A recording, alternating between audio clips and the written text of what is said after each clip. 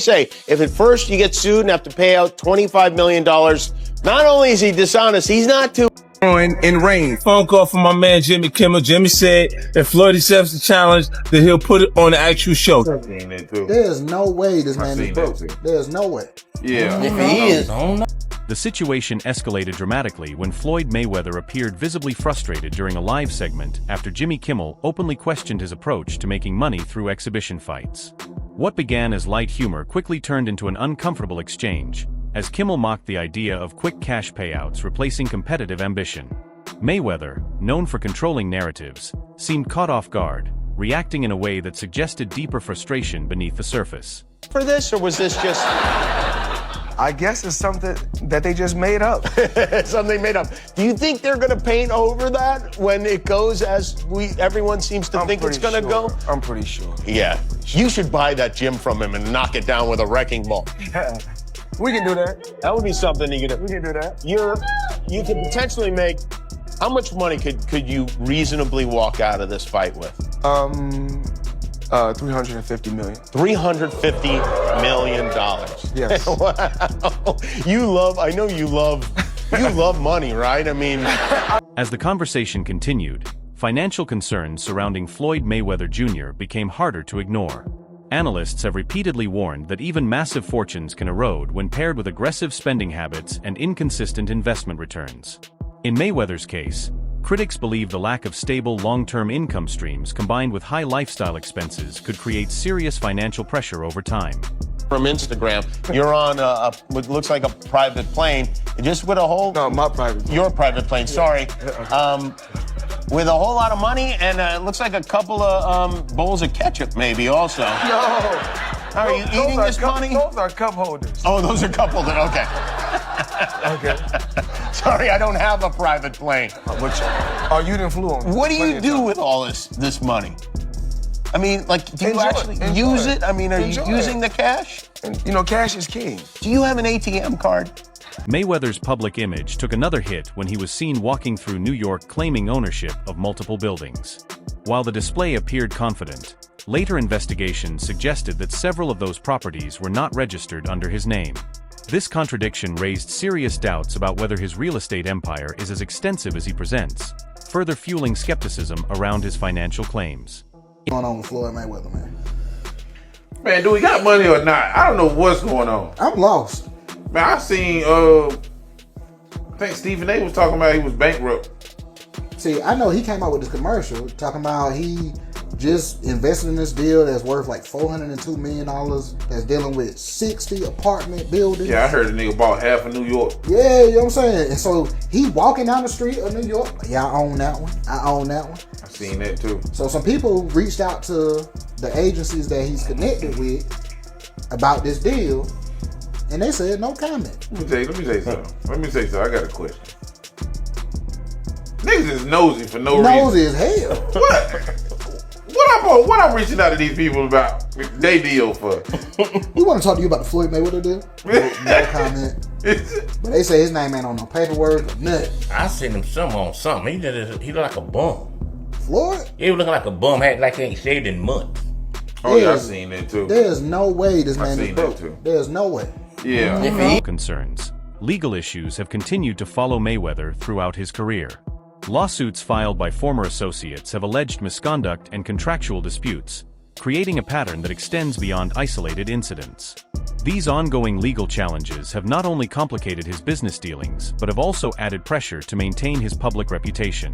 Floyd Mayweather, real quick, okay? So somebody sent me a lawsuit. I gotta go through the details, but apparently a few of his girls, strippers at Girl Collection are suing him for loss of wages.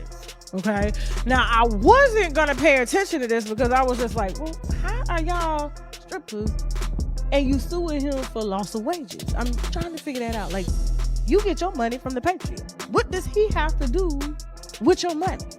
And so somebody put a little bird in my ear. They said this was the beginning of the lawsuit. Okay, they're gonna be adding more allegations of harassment and all this stuff. And I was just like, no, hold up, no, you worked in a club.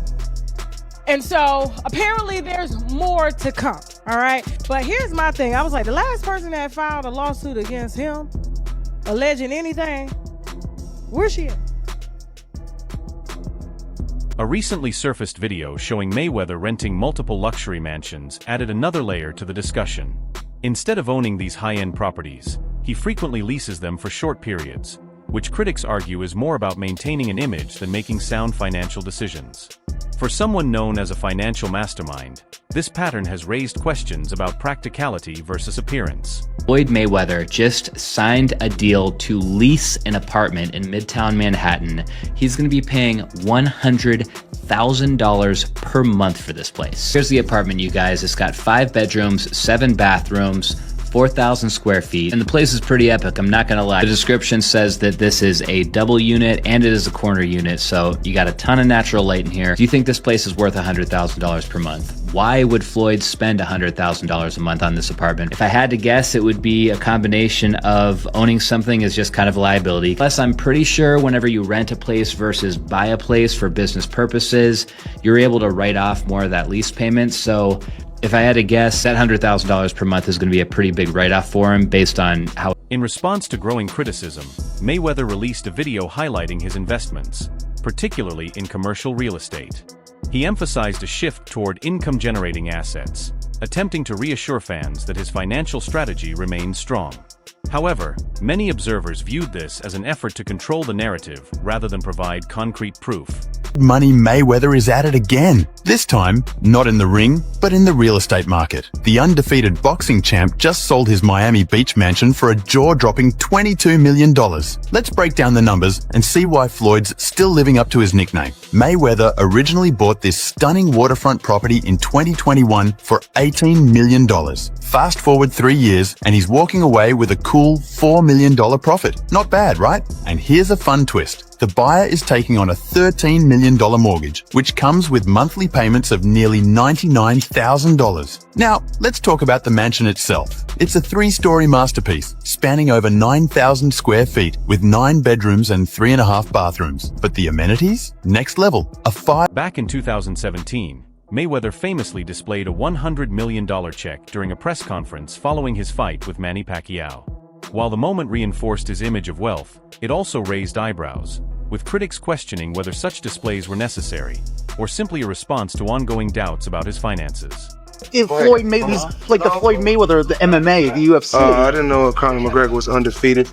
I didn't know that he had a reign in MMA for 20 years and undefeated, and was world champion in 5 different weight classes. That's something I didn't know. Yeah. So I guess you guys telling me something new. If you say he's the Floyd Mayweather of the MMA. What do you know? I mean, if you're saying he's the Floyd Mayweather of the MMA, I'm trying to find out. Have you ever made $300 million in one night? Have you ever made $100 million in one night?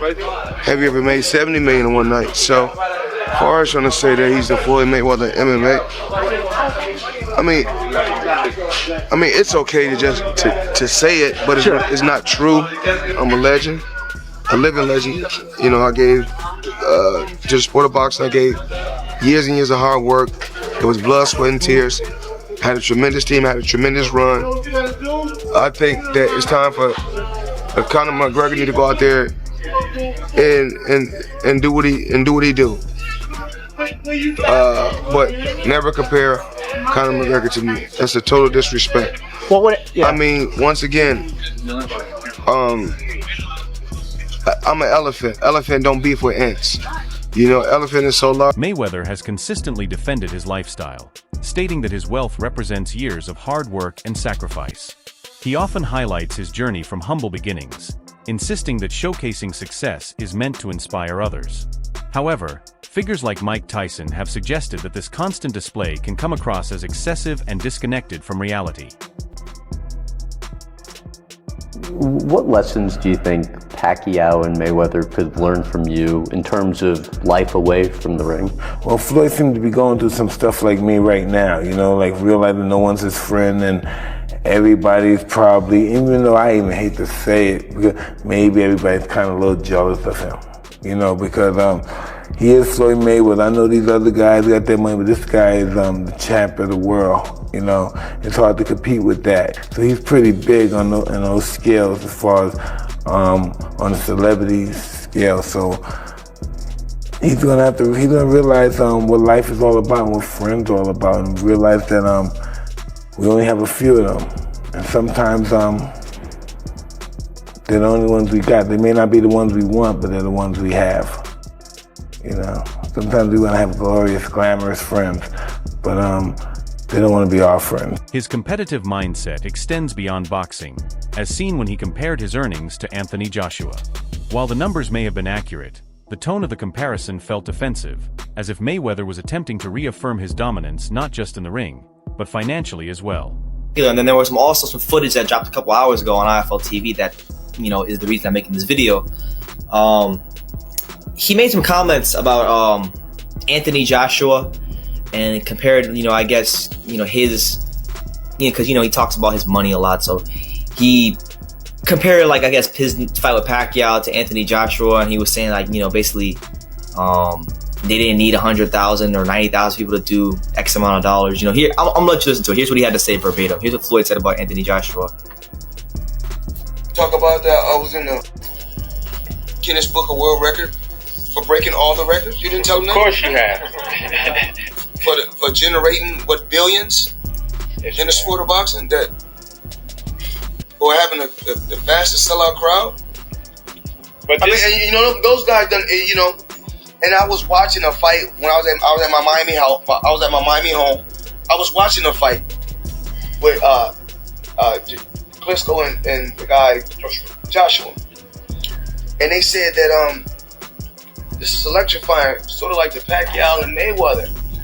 And I said, well, we didn't have to have all those hundreds of thousands to do a $74 million gate. So, and like I said before, but those guys put on a hell of a show. Like I said before, I'm just on another planet. And you definitely know it. Because you've been around for years. And you see the same thing over and over and over again. All right, so there you have it. Mayweather basically saying that, he's on another planet and all this stuff, and that, they didn't need 90,000 people and all this stuff. But, let's look at it like this. Longtime rival Oscar de la Hoya has been particularly vocal, accusing Mayweather of hypocrisy. He pointed out that while Floyd criticizes influencers and crossover fighters, he continues to profit from similar exhibition-style events, blurring the line between traditional boxing and entertainment. This kid, Ryan Garcia, Tank got his followers from kicking ass. Ryan Garcia got his followers from YouTubers. There's a difference. So you want to be a YouTuber or you want to be a fighter? Tank is a fighter. What the fuck? So Ryan Garcia's not a fighter?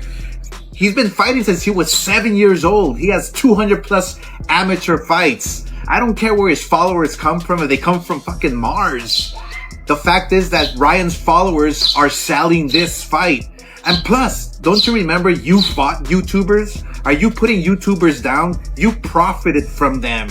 I can't with you, dude. You're fucking dumbass. I can't wait. April 22nd. De La Hoya and others believe Mayweather's frequent appearances in the media are not accidental.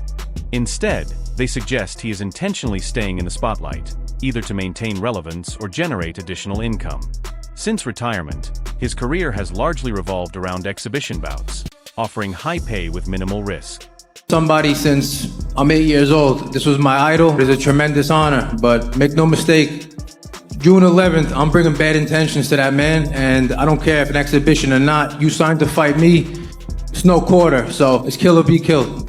Another big event. I'm pretty sure it's going to be a crazy crowd. I'm pretty sure, but I've been here so many times. I've been fighting since 1987 to now, so I know what it takes when, at any level. So I'm just happy to be here. I watched every one of his fights. I've never seen anybody throw combinations with the intent and the speed and the accuracy of that man, and I was captivated from that night on. So I've been Team Mayweather since I'm 9 years old, but like I said, when it's time to get to business, we're going to get to business. We're going to fight. I will continue to have fun, entertain, until I'm ready to say, you know what, enough is enough. Traditional boxing fans argue that these exhibitions are damaging the sport's credibility. The controversial bout against John Gotti III, for example, was widely criticized for lacking structure and professionalism. Many believe such events shift boxing away from competition and toward spectacle. Floyd Mayweather fought another exhibition against Gotti last Saturday. A real the crowd booing in the arena at the end. But in the middle of the second round, Floyd literally had the referee swapped out.